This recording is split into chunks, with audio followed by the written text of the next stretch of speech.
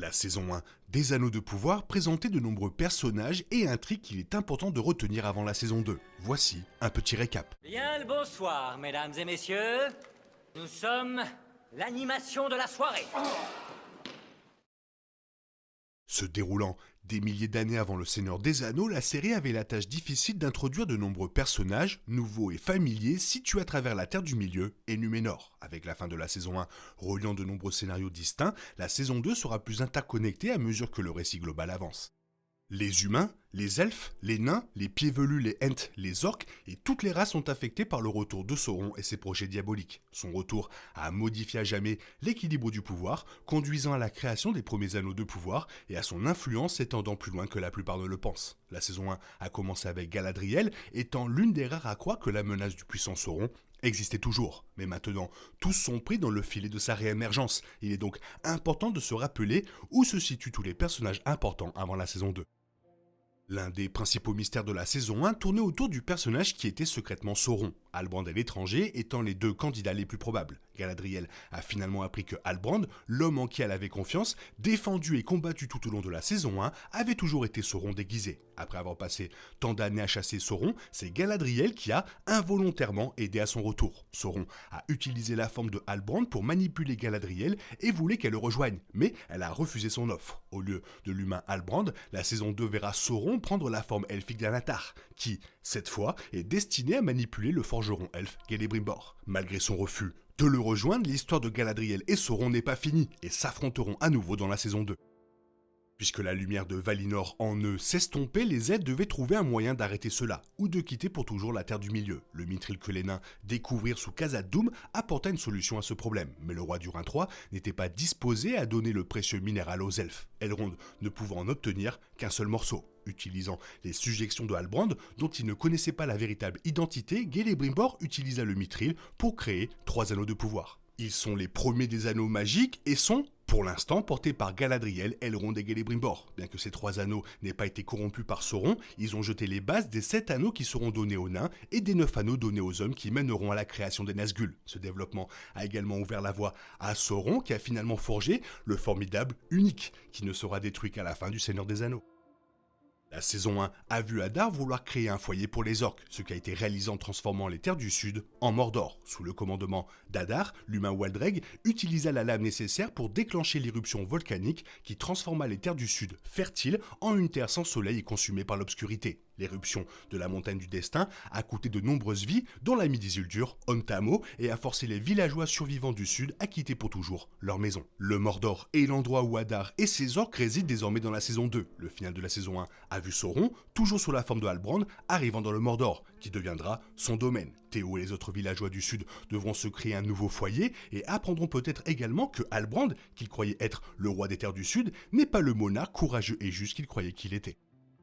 Bien que l'étranger ne se soit pas révélé être Sauron, il a été pratiquement confirmé qu'il s'agissait bien de Gandalf. L'étranger s'est révélé être un Istar, un sorcier envoyé sur la Terre du Milieu pour aider dans la bataille contre Sauron. Lorsque la vraie nature de l'étranger a été révélée après sa confrontation avec les 3 sorcières de Rune, ce n'était pas seulement sa sorcellerie, mais aussi son tempérament qui était similaire à celui de Gandalf en tant qu'individu sage, doux et compatissant envers les pieds velus et redoutable contre les forces obscures. Le moment le plus révélateur indiquant que l'étranger était Gandalf est lorsque lui et Nori ont décidé de la direction à prendre alors qu'ils se dirigeaient vers Rune, et l'étranger lui a conseillé, en cas de doute, suivez toujours votre nez. Cela correspond presque mot pour mot à l'une des citations emblématiques du Seigneur des Anneaux de Gandalf. Alors que le voyage de l'étranger se poursuit dans la saison 2, il sera intriguant de voir s'il est explicitement confirmé qu'il s'agit bien de Gandalf, ou s'il existe des références plus claires indiquant qu'il est une version antérieure du personnage bien-aimé.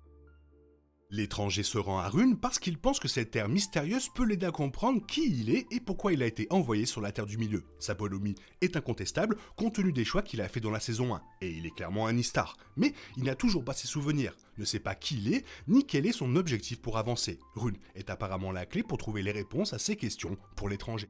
Il ne partira pas seul dans ce voyage car la famille, les amis et la communauté de Nori ont accepté qu'elle soit destinée à des choses plus grandes que la vie d'un pied velu normal. Nori accompagne son ami qu'elle a aidé tout au long de la saison 1, le véritable lien entre les deux personnages s'approfondissant probablement dans la saison 2. Si l'étranger est bien Gandalf, sa connexion avec Nori pourrait expliquer son attachement ultérieur et sa connexion avec les hobbits. Le roi Durin III n'a pas bien répondu aux besoins des elfes au Mithril et a refusé de leur en donner. Durin IV, de son côté, défia les ordres de son père et travailla quand même avec Elrond pour extraire le Mithril, car il voulait non seulement sauver son ami, mais estimait qu'il était de la responsabilité des nains d'aider les elfes. Alors que la tension s'intensifiait entre père et fils, Durin III désavoua Durin IV, indiquant clairement qu'il désapprouvait non seulement son fils, mais qu'il ne reconnaissait plus comme son héritier du trône. La tension entre Durin III et Durin IV se poursuivra dans la saison 2 et influencera fortement la trajectoire narrative des nains. La relation entre les deux Durins deviendra également encore plus compliquée, Durin III venant à posséder un anneau de pouvoir. Les nains n'ont pas eu à combattre les orques ou l'une des forces les plus sombres de la Terre du Milieu au cours de la saison 1, mais cela est sur le point de changer, étant donné les nombreuses puissances néfastes en jeu au sein et au-delà des royaumes nains.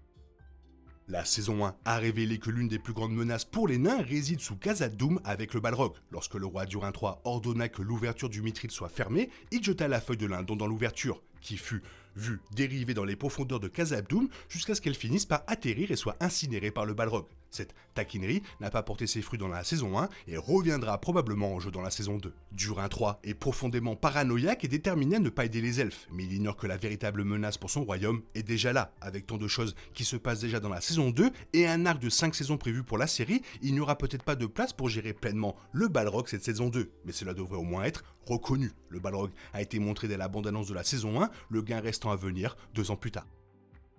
Même si sa fille, la reine régente Myriel, dirigeait Numénor depuis des années, son père alité, le roi Tar Palantir, était toujours techniquement le chef de Numénor. Cela a changé lorsque Myriel a quitté Numénor et a navigué vers les terres du milieu, son père étant décédé pendant son absence. Même avant son absence, le chancelier Ar-Pharazôn préparait déjà son ascension au pouvoir et ses projets ne feront que s'intensifier maintenant que le roi Tar Palantir est officiellement mort. La mort du roi va créer des conflits politiques et rapprocher Numénor de son destin. Pour Myriel, ce sera un coup dur, d'autant plus qu'elle n'a pas pu être avec lui dans ses derniers instants, qu'elle a tant perdu depuis la dernière fois qu'elle a vu et qu'elle verra désormais son autorité menacée. Numénor ne sera plus la nation insulaire idyllique dans laquelle Elendil a amené Galadriel et Halbrand dans la saison 1, la mort du roi ouvrant encore davantage les vannes du chaos et de la discorde.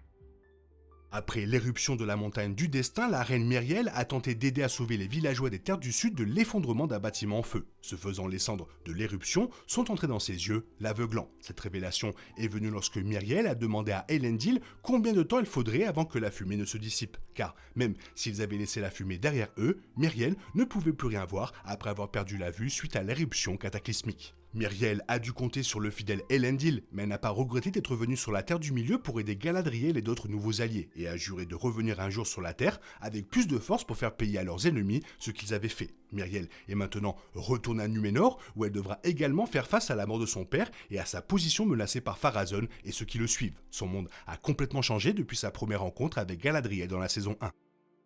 Suite à l'effondrement du bâtiment en feu où Myriel a été aveuglée, Isildur était introuvable et était présumé mort. Elendil, le cœur brisé, crut que son fils avait péri et retourna à Numénor sans lui. Le cheval d'Isildur, Bérec, a cependant refusé d'accompagner Elendil et a été vu pour la dernière fois galoper au loin, ce qui était approprié après qu'Elendil explique à Isildur dans la saison 1 le lien forgé entre Isildur et son cheval. La saison 2 révélera ce qui est arrivé à Isildur alors qu'il retrouve Bérec et se bat pour survivre sur la Terre du Milieu, devant se débrouiller seul, sans la sécurité fournie par son père. Il est confirmé qu'Isildur croise la route de la redoutable araignée Shelob, et ses alliés seront Arondir de la saison 1 et un nouveau personnage nommé Estrid. Les anneaux de pouvoir amèneront Isildur plus loin sur le chemin pour finalement devenir le roi de l'Arnor et du Gondor, et être celui qui coupera l'anneau unique de la main de Sauron.